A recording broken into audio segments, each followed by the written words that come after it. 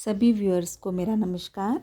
मैं मोनिका आयकर के इस आज के वीडियो में आप सभी का स्वागत करती हूँ।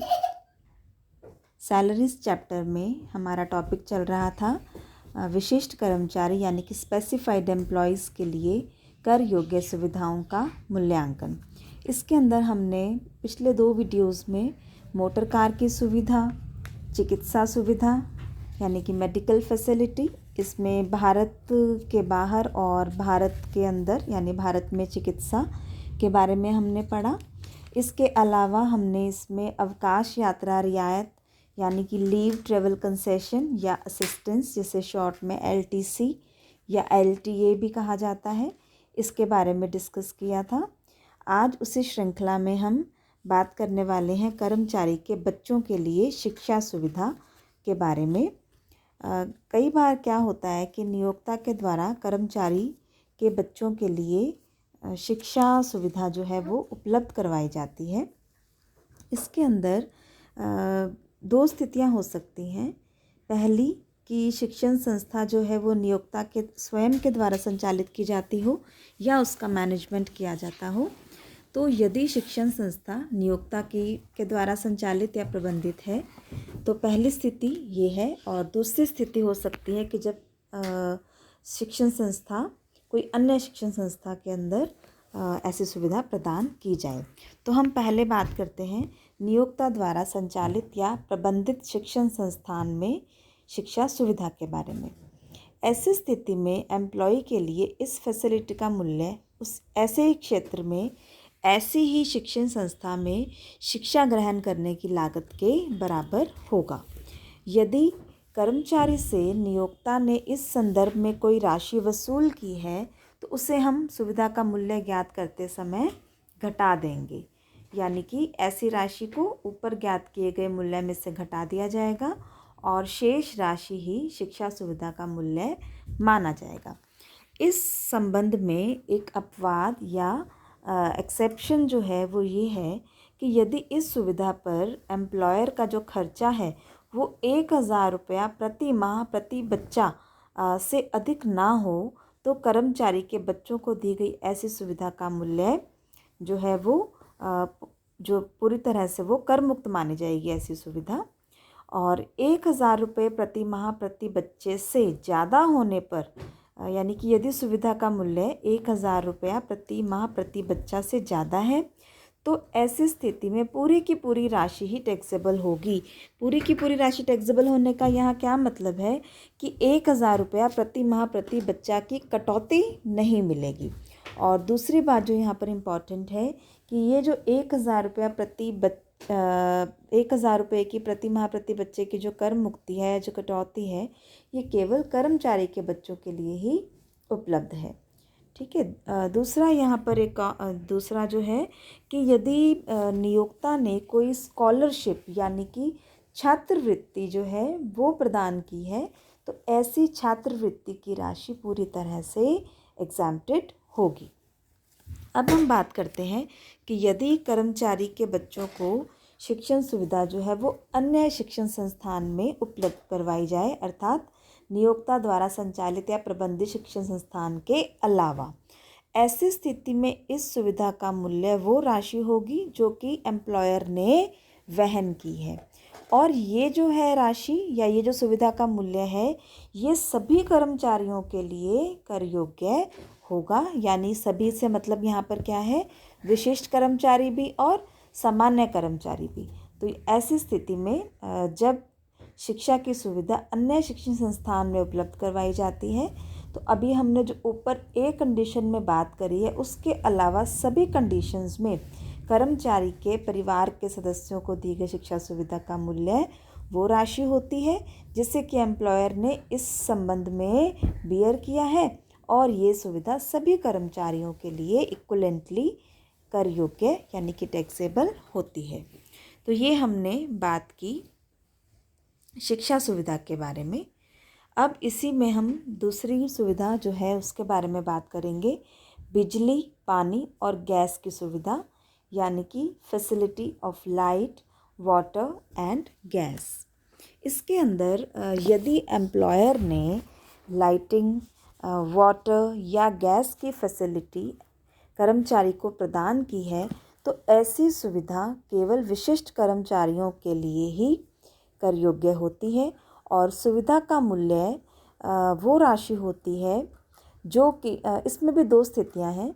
यदि ऐसी सुविधा नियोक्ता ने अपने खुद के साधनों से प्रदान की है तो ऐसी स्थिति में सुविधा का मूल्य वो राशि होती है जो कि नियोक्ता को इस पर लागत आती है। दूसरा, यदि ऐसी सुविधा नियोक्ता ने बाह्य साधनों से लाकर कर्मचारी को उपलब्ध करवाई है तो फिर ऐसी स्थिति में इस फैसिलिटी का जो मूल्य है वो नियोक्ता के द्वारा चुकाई गई एक्चुअल अमाउंट के बराबर होगा।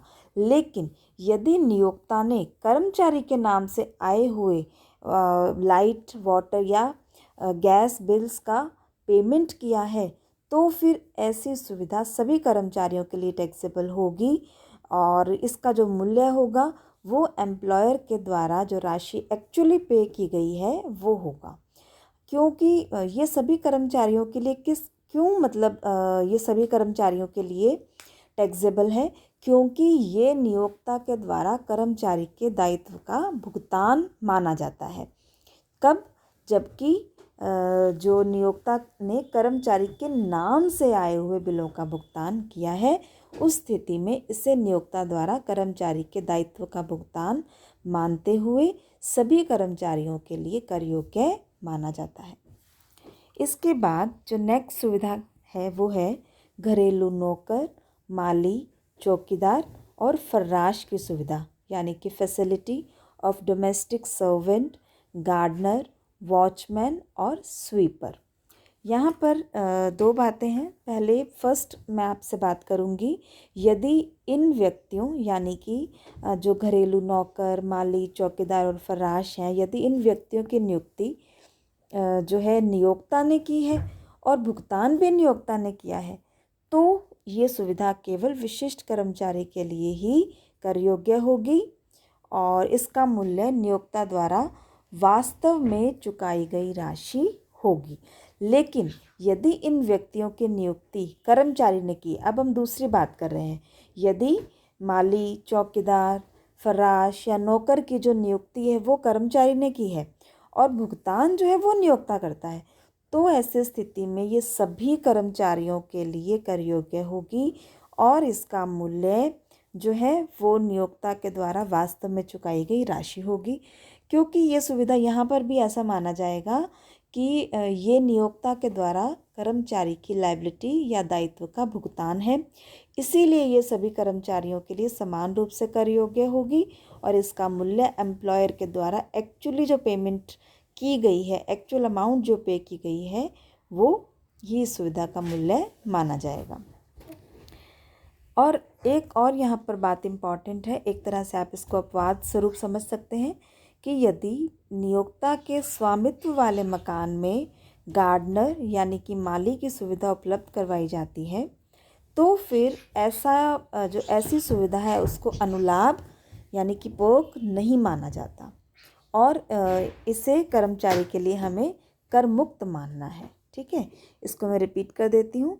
यदि नियोक्ता के स्वामित्व यानी ऑनरशिप वाले मकान में माली की सुविधा उपलब्ध करवाई गई है तो ऐसी स्थिति में नियोक्ता के द्वारा उस माली यानी कि गार्डनर को चुकाई गई राशि को अनुलाभ नहीं माना जाता और इसका दूसरा मतलब ये है कि ये सुविधा जो है एम्प्लॉय के लिए कर मुक्त होती है।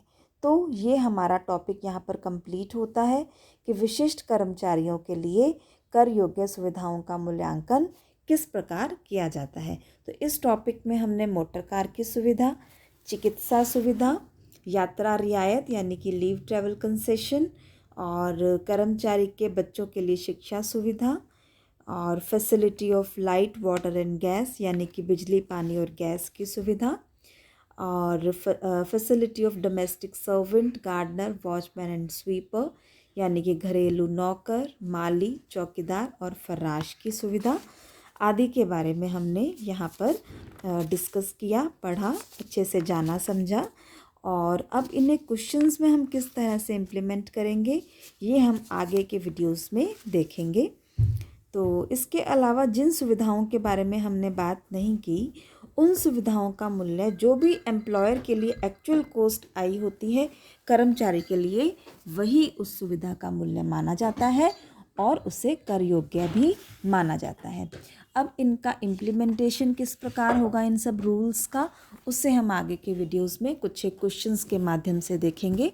तो यहाँ आप एक बार इन सभी रूल्स को दोबारा से रीड कर लें, इसको समझ लें, अच्छे से पढ़ लें, याद कर लें, ताकि जब हम न्यूमेरिकल क्वेश्चंस करें हमें किसी प्रकार की कोई परेशानी ना हो। तो अभी के लिए इतना ही। Thank you so much.